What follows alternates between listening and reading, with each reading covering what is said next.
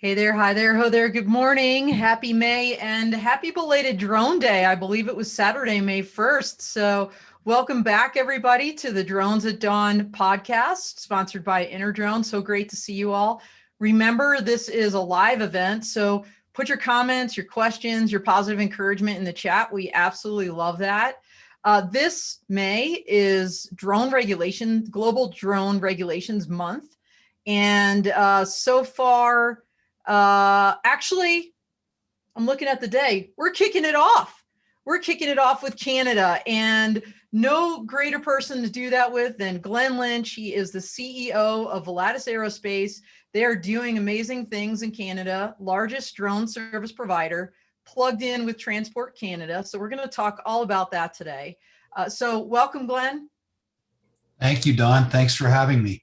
Yeah, absolutely. For those that are dialed into Clubhouse, we had our kickoff last Thursday, and Glen joined us with Dan Julin from his organization. And what a great conversation. So we're continuing that conversation today. Thanks so much, Glen, and also to Dan for joining Clubhouse like that. That was amazing.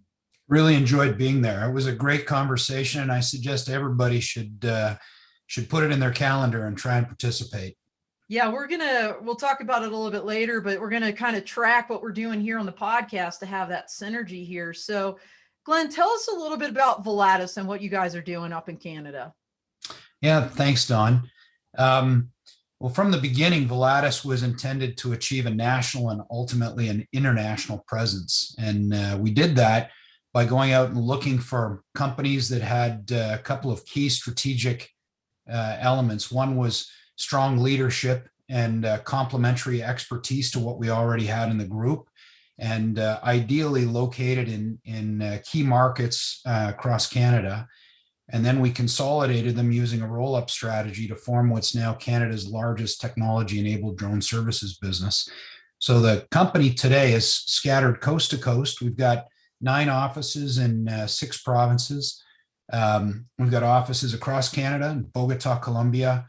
We opened our first U.S. office in Albany, New York. And our capabilities are basically research and development, manufacturing, commercial products. We're doing inspection and imaging and training services as well. Yeah, you guys are doing absolutely amazing things. And we're here to talk about regulations today. So tell us how Volatus is plugged into the Canadian regulations. What are you guys doing to help shape what's happening there? So things are moving pretty fast in Canada right now. It's kind of exciting to see our regulators with the kind of inspiration and motivation they've got. So really, we're getting our hands dirty. So we're rolling up our sleeves and kind of assigning our senior staff to participate in regulatory working groups, ideally to both influence policy, but also to keep us up to date as we're preparing for what's coming next.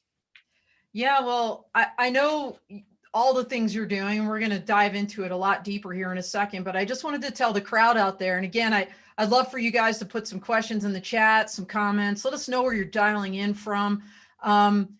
Did a piece with you, Glen, for Inside Unmanned Systems magazine. So hopefully the InterDrone folks can post that up. People can look it up. But it talked a little bit about what you all are doing and kind of a general overview of the regulations there. So let's jump into that. Can you give us just the kind of the 30,000 foot view of the Canadian regulatory scheme for drones? So everything began with the introduction of Part 9 of the Canadian Air Regulations, or Canadian Aviation Regulations, CARS we call them, kind of like the FARs, in July of 2019. And the regulations basically provide a framework for drones operating under 25 kilograms within visual line of sight. There's no real distinction in Canada between a recreational or commercial operator at this point in time. We have 2 classes of certification for pilots. One of them is the basic classification, which is basically the equivalent of your Part 107. And that allows us to fly in Class G airspace as long as we're remaining more than 30 meters or 100 feet, from bystanders. And then we've got our advanced certification, which allows you to fly with an appropriate drone in controlled airspace reduces the distance to 15 feet from people, from bystanders, and in certain circumstances allows you to fly over people, provided that you've got an appropriate drone and with a manufacturer's safety declaration. So for operations now for drones that are either over 25 kilograms, 55 pounds, I think that works out to over 400 feet or beyond visual line of sight, that requires a specific or special flight operations certificate, an SFOC, which is really similar to an FAA Part 107 waiver. And in Canada for BVLOS, we're using the JARA SORA model for ground and air risk determination, and it's actually required for our applications, which again is done under a special flight operating certificate. So it's JARA SORA, and I remember I was on some other webinar and maybe I said JARAS, and it's like tomato. Somebody like corrected me later, like IM'd me on LinkedIn, like it's JARAS. But anyway, JARA SORA. Can you tell us a little bit about that? Because there's a lot of different folks here from globally. I think Europe is very familiar with that. Obviously, Canada. I know they're using that down in Australia. We'll hear from Jackie Jumacic later in the month about what's happening in Australia. But could you just kind of give us a high-level overview of what that means? You talked about the air risk and the ground risk, and there's formulas involved. How does that work? Well, that would be actually, Don, that would be a beautiful question for me to answer if I was properly prepared for I'm it. sorry. Yeah, no, that's well, so I'll help you out. I'll help you out. Yeah. Everybody go to Inside Unmanned Systems magazine and look up my article, Google getting the nod north and south. And that's the piece I talk about the JARA SORA. You can actually Google JARA SORA and pick up the manual yourself. It's long, it's complicated, like it says. Like I said, it contains math. I personally don't do public math, but there are definitely scientific reasons that behind the calculation for ground risk and air risk. And I believe it's the sales. And there's also basically use cases that are somewhat approved. So yes, it's very complex. I agree, Glenn. And I'm sorry, I didn't mean to put you on the spot there, but let me ask you this. Where's the best place that folks can go to find the Canadian, about Canadian drone regulations? Yeah, just to close off that last point, we actually, we've because right now it's anything that has to do with beyond visual line of sight is a special authorization. We have one individual in our organization that actually takes care of the SORA for all of our applications across the country. But for source of information in Canada, there's really only two legitimate sources of information. One of them is Transport Canada, and the second one is NAV Canada. There's a few peripheral things like the National Research Council, NRC, has a drone site selection tool that helps. It's recognized for airspace determination. And ultimately, it's NAV Canada that manages all the airspace in Canada. They're the regulatory body that we actually get our approval from to fly in controlled airspace, for example. Awesome. And I see in the chat, we've just posted up a bunch of those links. So everybody cut and paste if you want to learn more directly about Canadian drones. And I also wanted to give a shout out to, it looks like Lee Elwell from the UK. He says that we have a friend out there in him. So thank you, Lee, for joining in from the UK. That's awesome. And I think it's Sunday there afternoon, if I recall correctly. Again, don't do public math. All right. So let's talk about, you mentioned, Glenn, you mentioned beyond visual line of sight and the SFOC certificate that's needed. In the United States, as you mentioned, people are requiring waivers at this point. We're not quite there yet from a regulatory standpoint, but there's a lot of research and development. The FAA has amazing programs. We just closed out the Integrated Pilot Program, or the IPP, in October of 2020, and we've transitioned now to what they're calling the Beyond Program. Great folks involved, like the Choctaw Nation of Oklahoma, North Dakota, the Northern Plains test site, involved Reno, Alaska, North Carolina, New York, all kinds of folks involved. What is Canada's equivalent? Because I believe you have one. And do you know what they're focused on? So the big topic these days with Transport Canada, at least the one that's most public and comparable, would probably be the RPAS traffic, the Traffic Management Action Team. They're operating a number of trials across the country to develop ground rules and best practices for RPAS traffic management.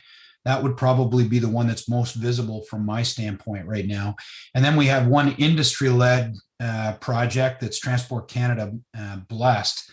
It's a commercial project with Iris, and it's their Canadian Pathfinder program. It's intended to help Canadian companies receive approval for their aircraft where they intend to use in BVLOS operations.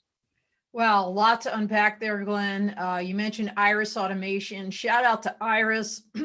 They're doing amazing things in the detect and avoid world. We had their CEO, John Damish, on here. I believe it was last month for Safety and Security Month. You mentioned the term RPAS, and I just want to be clear because we have probably a mixed crowd here. That is remotely piloted aircraft systems. That is the term that ICAO uses. Europe, Canada, and Australia, almost everybody but us in the United States. And honestly, it is gender neutral. And I know there's a big movement about maybe changing some words to be more inclusive, unmanned to RPAS here in the United States. Speaking of inclusivity and diversity, Glenn, I wanted to thank you and Volatus for your sponsorship of the Women in Drones fifth annual Women to Watch Global Awards program this year. So thank you for what you're doing in this space to try to increase diversity, inclusion, and equity. For those out there that aren't tracking, the clock is ticking. We have less than 2 weeks now for nominations. Those nominations are free. The award that Glenn and his team have sponsored is called the Volatus Innovation Team Award. By the way, that award is a co-ed award, and it recognizes a team, group, company, agency, or organization in the drone ecosystem that actively encourages and inspires women to disrupt and innovate within the UAS industry. So this is one of 2 team awards. There's 4 individual awards, all sponsored. In fact, Iris sponsors the Entrepreneurship Award. So please check that out on the Women in Drones website. And if you know any women out there, any amazing teams, nominate. It's free. The clock is ticking. What are you waiting for? It takes less than 5 minutes. Oh, and by the way, it's life-changing. And I can tell you that because I received that award in 2019, the Women in Drones Leadership Award. And it inspired me to create my company, P3 Tech Consulting. And it's completely and radically changed my life. So change somebody's life today.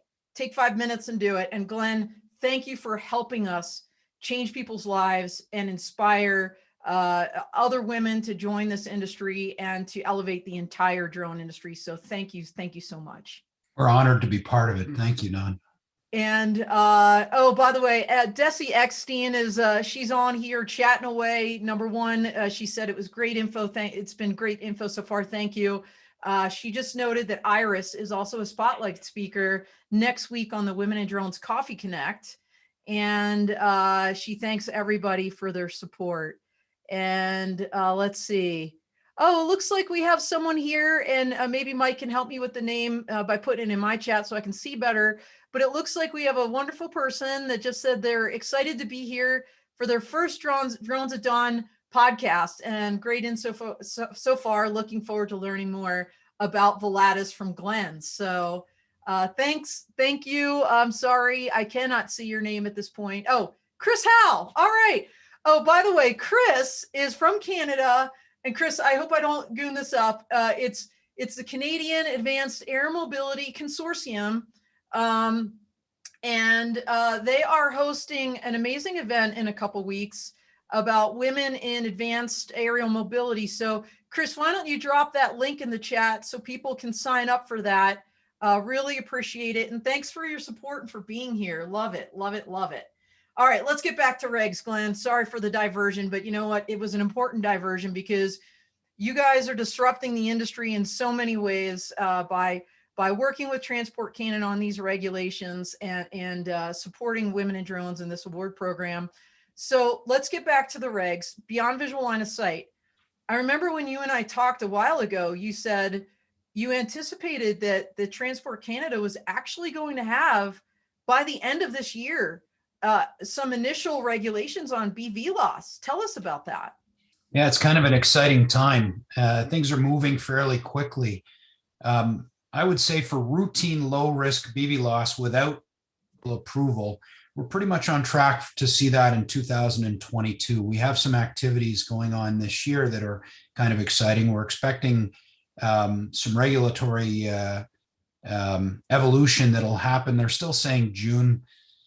Typical regulations, I could slide a little bit, but we're still only a month or two away from it. That'll make it easier for operators to obtain special authority for low risk BV loss. But today, the current status is BV loss operates under an SFOC, a Special Flight Operating Certificate, and it's currently granted only to operators that are running in let's say remote areas or where there's not a lot of folks around, and in controlled airspace. Any BV loss in urban areas or densely populated rural areas, controlled airspace are not being approved right now for civilians. In terms of Volatus, we're in the process right now. We've got applications for BV loss activities right across Canada. There's a total of 6 trials, basically covering all Transport Canada regions across the country. And our objective is to aim for a national standing flight operating certificate by the end of 2021. So a lot happening in that space right now. I love to hear that because, I think we all know, everybody on this call right now knows that BV loss is really the key to opening up scalable and repeatable operations and really making this industry, no pun, fly. We've seen a lot in drone delivery over the last year with COVID, but it really the key to unlocking drone deliveries is really going to be your BV loss and ops over people. So you mentioned ops over people a little bit, Glenn. I think you're tracking that in the United States, our rule came out, our final rule on ops over people came out in early January of 2021. The effective date just recently kicked in. I'm going to say it was April 21st, if memory serves. But it's a little complicated because they've hitched it. The FAA's hitched that to remote ID here, and there's so much to still be done on that, even though that final rule came out on the same day. So tell us where you guys are ops over people. I know you mentioned it, but just worth repeating, and kind of where ops over people is going up in Canada. So currently, operations over people is permitted. It's permitted under specific circumstances. We need to have an appropriately licensed or certified operator, but the key part is the drone itself.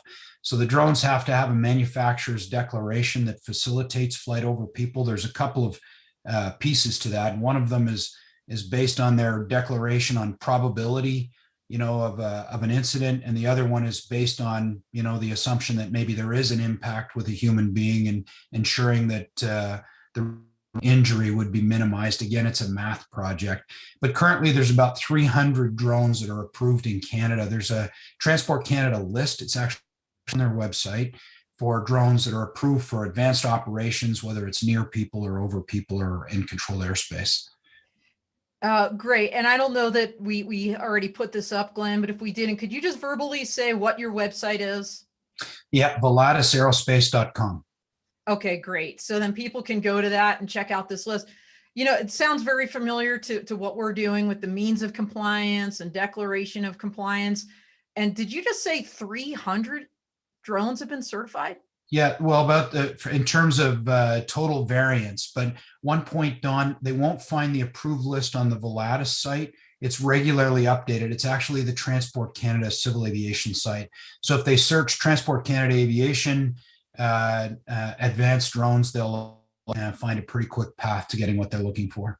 Okay, that's awesome. 300. I would hope that our FAA is looking at that. And if there's already 300 on deck up in Canada, I would hope that we could rapidly get those same folks down here, including Volatus, Glen, because I know that's one of your goals, to come to the United States and disrupt what we're doing here. And I cannot wait to see it. Let's talk a little bit about night operations. That was kind of embedded in our ops over people rule here in the US. How's that going? How's that work up in Canada?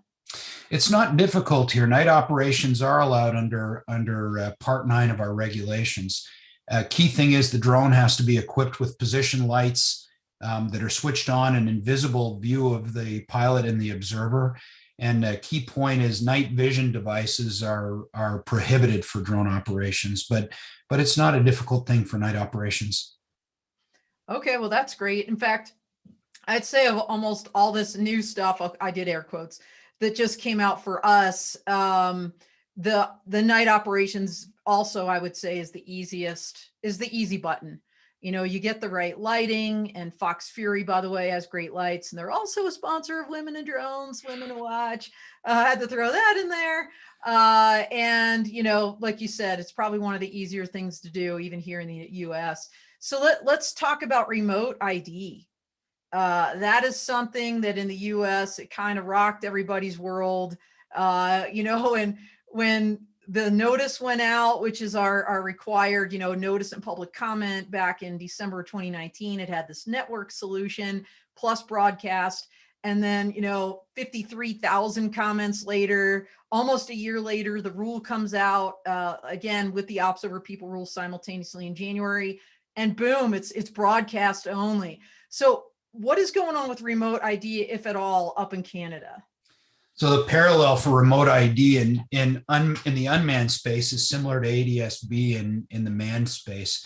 The United States is a little further along than Canada is there. So it's been mentioned in Canada in transport, but it hasn't had the same level of scrutiny that it has in the US. It's, from my perspective anyways, it's likely that remote ID will be introduced as we move into medium high risk BVLOS, and that starts to become a reality. It'll likely become a requirement as a part of the RPAS traffic management system. And that's, again, that's my point of view, but what I think will happen. Yeah, and so thanks for that. And if y'all are checking out the chat, Scott Schofman, who's a regular from Texas, drone pilot and attorney, whoop, whoop. He's in there putting some comments about advanced operations in Canada. So thanks for all that clarity, Scott. Really appreciate that, and appreciate your support in continued participation in this podcast. Like I said, Scott's a regular. He's doing some great things down in Texas, fighting the good fights too on some crazy legislation that has been recently introduced down there, which just is a whole nother conversation. But you mentioned unmanned traffic management, Glen, and the fact that the RPAS research and development community is really focused on that right now. Is that correct? That's part of that project? Correct. Yeah, there's active trials happening in Canada this year, actually, that are quite exciting. Well, I can't wait. Keep me posted. Keep us all posted on those, honestly, because we're watching everywhere. I just did an article actually of what they're doing, SESAR, SESAR, out in Europe for drone life, and just amazing stuff. Product called Airborne RF.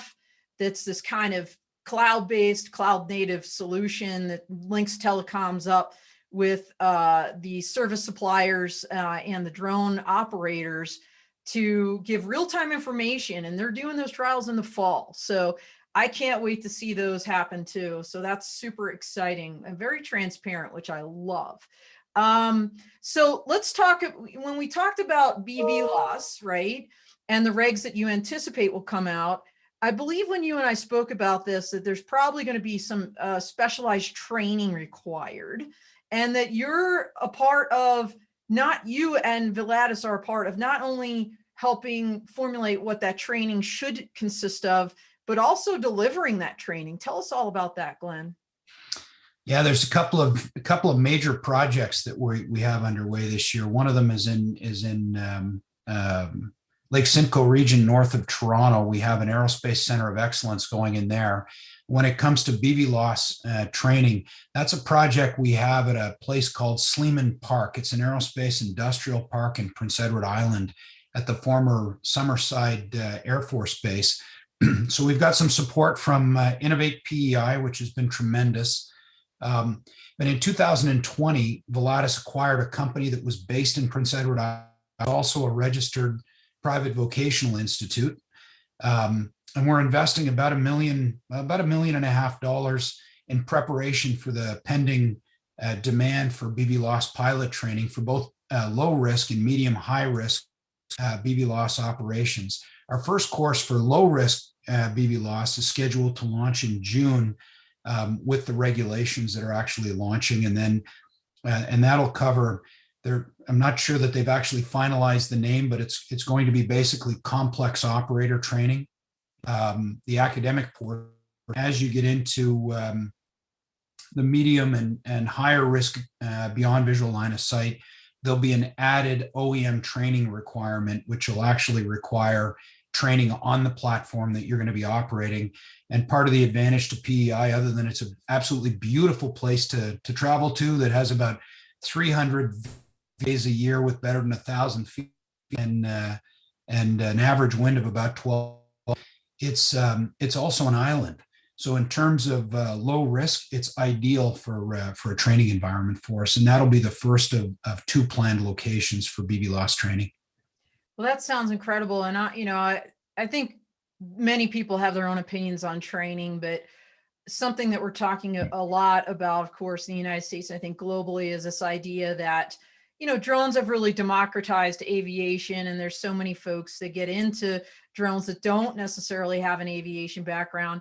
Having this training, especially for BVLOS, makes an abundant amount of sense, in my opinion. And I love that you guys are doing that's going to be part of the requirements for Canada. And I hope someone out there that's on the DAC, which is our Drone Advisory Committee, the FAA, or from the FAA or affiliated with the FAA, is listening closely, because I think you guys are forging a path ahead that makes a lot of sense and is worthy of emulation. So thanks for what you're doing. And I cannot wait to see how that works out with your training. Want to see some videos from the island there. It sounds amazing. So let's tell us a little bit, Glenn, about your aspirations, Volatus's aspirations for expansion into other countries. You're doing such an amazing job in Canada. What's the next step? What's the next plan? So next, we're trying to do. 2020 was our expansion across Canada. So in 2021, we're working to expand our presence in the US market using a similar approach to what we did in Canada. We opened our first office in New York State earlier this year, and we'll continue to work hard on that in the months ahead. Presently, we're out there actually looking for companies that are led with, like-minded leadership with some, capabilities, typically small businesses that would like to be part of something bigger. And then we explore a relationship with them. So that's our plan this year. Will be focused on expansion in the U.S. market and filling a couple of holes in Canada that we have where we need a little bit more strength. Well, you all heard it out there, so spread the word. Volatus is a giant in Canada. They're looking to flex their muscles a little bit in the United States and beyond. So if you've got a small company or a company that you'd like to explore potential partnerships with Volatus, reach out to Glenn and have those important conversations. How else can people follow Volatus or learn more about it other than your website, Glenn? So the website is one. They can follow us on Instagram, Twitter, Facebook, or just reach out and give us a call. And a lot of our senior team, pretty much all of our senior team, would love to connect with folks on LinkedIn as well. One question I didn't ask you that I remember someone asked, Glenn, on Clubhouse, it might be worth repeating here. Somebody had asked about visual observers and how, if at all, they play in your drone regulations and your system. Do you guys allow visual observers for flights, extended visual line of sight or beyond visual line of sight? We do. Okay. And is that part of just, I think you called it your part 9 or 107 equivalent, where even Correct. if you're doing visual line of sight, you can employ a VO to accomplish that? Correct. They've got to be in contact with the pilot, but they can be used for maintaining visual line of sight with the drone. Okay, great. And looks like we have a question from the audience, Glenn. So we'll see how if this is something we can talk about. Can you provide what practical flight assessment PFA would include? Are we talking practical flight assessment? It's not a Canadian term I'm familiar with. Are we talking about for pilots or ultimately for the drones? I think maybe it's in connection with the BVLAS training that you were mentioning. Yeah, what I'd suggest, I just want to be mindful of time. What I would suggest is if the interested party wants to bounce me a quick note on LinkedIn, what I'll do is hook them up directly with our head of government relations, and be very happy to provide that information in detail. I'd like to make sure a question like that we answer accurately, and we've got somebody in house that would be best suited to answer that. Well, that's a great point. Everybody, besides the Twitter and Instagram and all the things Glenn just mentioned, Facebook for Volatus, of course, connect in with Glenn personally on LinkedIn and follow what he's doing there as well. So some great stuff. So we're as you mentioned, Glenn, we're kind of heading into the home stretch here. Can you please any final comments? You got a couple minutes here. What else did you want to tell the group while you have this platform? Don, I'd probably just say watch this space. The best place to keep informed on what's coming is to tune into Drones at Dawn. Well, thanks, Glenn. I appreciate that. That was very kind. And it's actually a great segue also to check out some other things we're doing, right? So like I mentioned, if you've got an iPhone and you're not on Clubhouse, drop in audio chat. You need to get on it because it's a ton of fun. And the difference is that you can just like chat away live with people like Glenn. Like I said, him and Dan were on there last week. This Thursday and by the way, it's every Thursday, 11 Mountain, 1 p.m. Eastern. It's called the Drone Law Connections Club. And Maggie Schuster and Nettie Davis co-host that with me. This week, we're going to focus on European drone regulations and bring in Yves Morier. He was formerly from EASA, and Yves will be on this podcast next week. So again, we've got that synergy where Thursday we're talking about the Monday Drones at Dawn topic, usually with the same person or someone in that same ecosystem to talk about it. So if you're interested in European drone regulations, join us Thursday on Clubhouse. Join us, of course, next Monday as well. Also, if you like what you hear and you follow me on LinkedIn, please follow me on LinkedIn. I have a 3 times a week blog that I have on my Patreon page. So consider joining my Patreon community. Scott's actually a member, a handful of other folks, and it's a ton of fun. I post up a lot of things behind there that I don't post anywhere else. So if you're really interested in this community, I highly recommend you join my Patreon for the low price monthly of less than a Starbucks coffee. So yes, join my Patreon. Let's see. Anything else, Glenn, before we sign off? No, thank you very much for having me, Don. A lot of fun, and keep it up, please. I think you're doing great work.